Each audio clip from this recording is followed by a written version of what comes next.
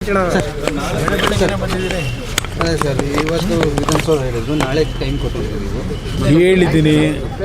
ನಾಳೆ ನಾನು ಏನು ಸಮಯ ಕೊಟ್ಟಿದ್ದೆ, ರೈತರ ಜೊತೆಯಲ್ಲೇ ಕೂತು ಚರ್ಚೆ ಮಾಡೋಕ್ಕೆ ಹೋಗ್ತೀನಿ. ಬಂದರೆ ಅವರು ಬರ್ಬೋದು. ಹೇಳಿದ್ದೀನಿ, ರಿಕ್ವೆಸ್ಟ್ ಮಾಡಿದ್ದೀನಿ.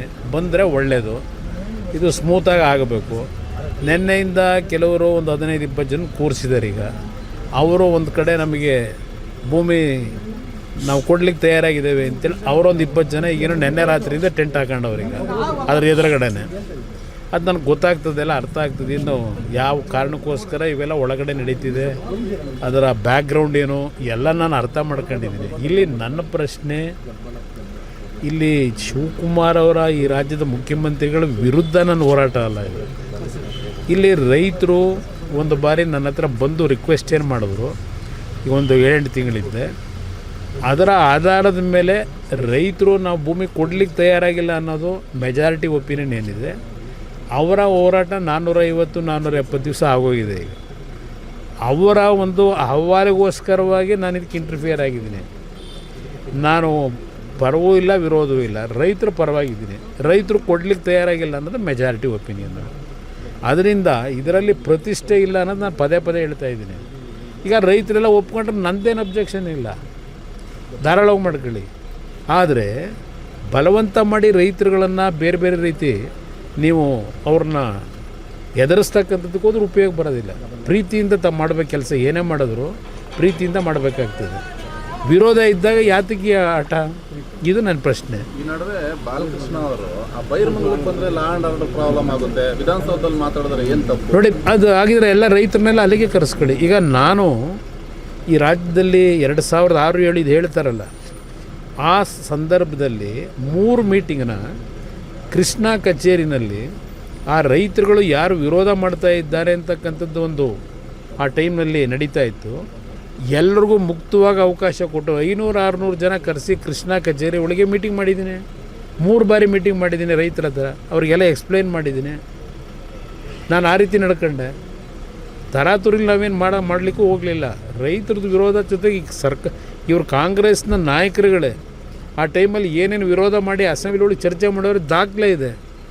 ಅವರ ಜೊತೆಲಿರ್ತಕ್ಕಂಥ ಕೆಲವು ಸಲಹೆಗಾರ ಇಟ್ಕೊಂಡವರೆಲ್ಲ ತರಿಸ್ಕೊಂಡು ಓದಕ್ಕೆ ಹೇಳಿ ಅವರಿಗೆ, ಮುಖ್ಯಮಂತ್ರಿಗೆ. ಆಮೇಲೆ ಆದರೂ ತೀರ್ಮಾನ ಮಾಡ್ಕೊಳ್ಳಿ.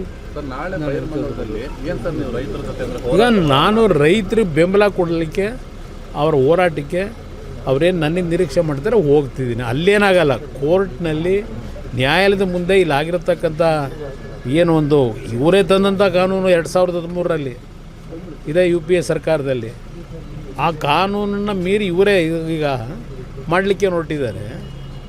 ಕಾನೂನು ವ್ಯಾಪ್ತಿ ಒಳಗೆ ಆ ರೈತರ ಪರವಾಗಿ ಏನು ಹೋರಾಟ ಮಾಡಬೇಕು, ಅದಕ್ಕೂ ಸಿದ್ಧತೆ ಮಾಡಬೇಕಲ್ಲ. ಇಲ್ಲಿ ಸಾಂಕೇತಿಕವಾಗಿ ಧರಣಿ ಮಾಡ್ಕೊಂಡು ಏನು ಕೂತಿದ್ದಾರೆ 470 ದಿವಸದಿಂದ, ಒಂದು ಅವರಿಗೆ ಬೆಂಬಲ ಕೊಡ್ಲಿಕ್ಕೆ ಹೋಗ್ತಿದ್ದೀನಿ ಅಷ್ಟೇ. ನಾಳೆ ಅವ್ರ ಜೊತೆ ಚರ್ಚೆ ಮಾಡ್ಕೊಂಬರ್ತೀನಿ. ನಾನು ವೆಯ್ಟ್ ಮಾಡ್ತೀನಿ, ಮಧ್ಯಾಹ್ನದವರೆಗೂ ಅಲ್ಲೇ ಇರ್ತೀನಿ. ಬಂದು ಅವ್ರು ಕೂತ್ಕೊಂಡು ಸುಗಮವಾಗಿ ಮಾಡ್ಕೊಂಡ್ರೆ ನಂದೇನು ಅಬ್ಜೆಕ್ಷನ್ ಇಲ್ಲ. ರೈತರೆಲ್ಲ ಒಪ್ಕೊಳ್ಳೋದಾದ್ರೆ ನಾಳೆ ಗಲಾಟೆ ಮಾಡೋಕೆ ಹೋಗ್ತಾ ಇದ್ದೀವಿ. ಅಲ್ಲಿ ಗಲಾಟೆ ಮಾಡ್ಸೋಕೆ ಕೊಟ್ಟಿರೋದು ಅವರಿಗೆ 144 ಸೆಕ್ಷನ್ ಹಾಕೋದಕ್ಕೆ ನನ್ನ ಅಭಿಪ್ರಾಯದಲ್ಲಿ. ಯಾಕೆಂದರೆ ನಿನ್ನೆ ಒಂದು 20 ಜನ ಕೂರಿಸ್ಕೊಂಡವ್ರೀಗ. ಅಲ್ಲಿ ಇಷ್ಟೆಲ್ಲ ಬೆಳವಣಿಗೆ ಆಗಿ ಅವ್ರು ಇಲ್ಲಿವರೆಗೆ ಕೊಟ್ಟಿರ್ತಕ್ಕಂಥ ಕಾಂಪನ್ಸೇಷನ್ ಎಷ್ಟು ಜನಕ್ಕೆ ಕೊಟ್ಟವ್ರೆ? 19 ಕೋಟಿ ಕೊಟ್ಟಿದ್ದೀವಿ ಅಂತ ಹೇಳ್ತಾರೆ. 20,000 ಕೋಟಿ ಪ್ರಾಜೆಕ್ಟಿಗೆ, ಇನ್ನೂ 19 ಕೋಟಿ ಎಷ್ಟು ದಿವಸದಿಂದ ಬಲವಂತವಾಗಿ ಕೊಟ್ಕೊಂಡು ಹೊರಟವ್ರೆ. ಕೆಲವು ಪಾಪ ಕೊಟ್ಟಿರ್ಬೋದು, ಇಲ್ಲ ಅಂತ ಹೇಳಲ್ಲ. ಯಾಕೆ ಅಂದರೆ ಅಲ್ಲಿ ಕೊನೆ ಹಂತದಲ್ಲಿ ಕೆಲವು ಹಳ್ಳಿನಲ್ಲಿ ಎಷ್ಟೇ ಏನೇ ಆದರೂ ಬೆಳೆ ಬೆಳೀಲಿಕ್ಕೆ ಸಾಧ್ಯ ಇಲ್ಲ ಅನ್ನೋದು ಗೊತ್ತು ನನಗೆ. ಅದು ಸಣ್ಣ ಪ್ರಮಾಣದಲ್ಲಿದೆ, ಅಂಥವ್ರು ಕೊಟ್ಕೊಂಡಿರ್ಬೋದು, ನಾನು ಇಲ್ಲ ಅಂತ ಹೇಳಲ್ಲ. ಯಾಕೆಂದರೆ ಅವ್ರಿಗೆ ಯಾವುದೂ ಬೆಳೆ ಬೆಳೀಲಿಕ್ಕೂ ಆಗೋದಿಲ್ಲ. ಒಂದು 20 ವರ್ಷದೆಲ್ಲ ನೀರು ಹರಿತದಲ್ಲಿ ಅಲ್ಲಿ ರೊಚ್ಚಿನ ಒಂದು ಇದು ಬೆಳೆದಿರ್ತಕ್ಕಂಥ ಇನ್ನಲ್ಲಿ ಆಗೋದಿಲ್ಲ ಅನ್ನೋದು ಗೊತ್ತು. ಹಾಗಂತೇಳಿ ಎಲ್ಲರ ಮೇಲೂ ಗದಾಪ್ರಾವ ಮಾಡೋದ್ರಾಗುತ್ತಾ? ಜನ ಒಪ್ಕೊಂಡು ಕೊಟ್ಟರೆ ನಂದೇನು ಅಬ್ಜೆಕ್ಷನು? ಪ್ರೋಗ್ರಾಮ್ ಮಾಡಿ ನಾನೊಬ್ಬ ರಾಜ್ಯದ ಮುಖ್ಯಮಂತ್ರಿಯಾಗಿ ಕೆಲಸ ಮಾಡೋದವನಿಗೆ ಇಲ್ಲಿ ರಾಜಕೀಯಕ್ಕೋಸ್ಕರವಾಗಿ ಅಭಿವೃದ್ಧಿ ತಡಿಬೇಕು ಅಂತ ಹೇಳ್ತೀನ? ಬೆಂಗಳೂರು ನಗರದಲ್ಲಿ ಇಷ್ಟೆಲ್ಲ ಅನಾಹುತಗಳಾಗ್ತಾಯಿದೆ.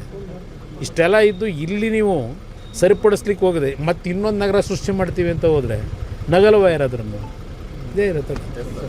ಇಲ್ಲಿ ಅದು ಎಂಥದ್ದು ವಾಚ್ ಅಂತ ಹೇಳಿದ್ರು 80 ಲಕ್ಷ ಅಂತ ಯಾರೋ ನೆನ್ನೆ ಹೇಳ್ಕೊಂಡವ್ರೆ. ಇಲ್ಲಿ ಸ್ವಲ್ಪ ಒಂಚೂರು ನೋಡಿ ಯಾವ ವಾಚು ಅಂತೇಳಿ, ಏನೋ 75 ಲಕ್ಷದೋ 80 ಲಕ್ಷದೋ ಅಂತ. ಇಲ್ಲಿ ಅಂಬೇಡ್ಕರ್ ಅವರ ಚಿತ್ರ ಇರತಕ್ಕಂಥ ವಾಚ್ ಇದು. HMT ವಾಚ್ ಮಾತ್ರ ಒಂದು 60-70 ವಾಚ್ ಇದೆಯಂತೆ. ಬಂದು ಯಾರನ್ನಾದ್ರು ಕಳಿಸ್ಬಿಟ್ಟು ಇವರು ಎಂಥದ್ದು SIT ಇಟ್ಕೊಂಡವ್ರಲ್ಲ ಚೆಕ್ ಮಾಡಿ ತಗೊಂಡೋಗಿ ಕೇಳಿ. ಇನ್ನಷ್ಟು ಹೆಚ್ಚಿನ ಮಾಹಿತಿಗಾಗಿ ಫಾಲೋ ಮಾಡಿ ಬ್ರಿಗೇಡ್ ನ್ಯೂಸ್ ಕನ್ನಡ.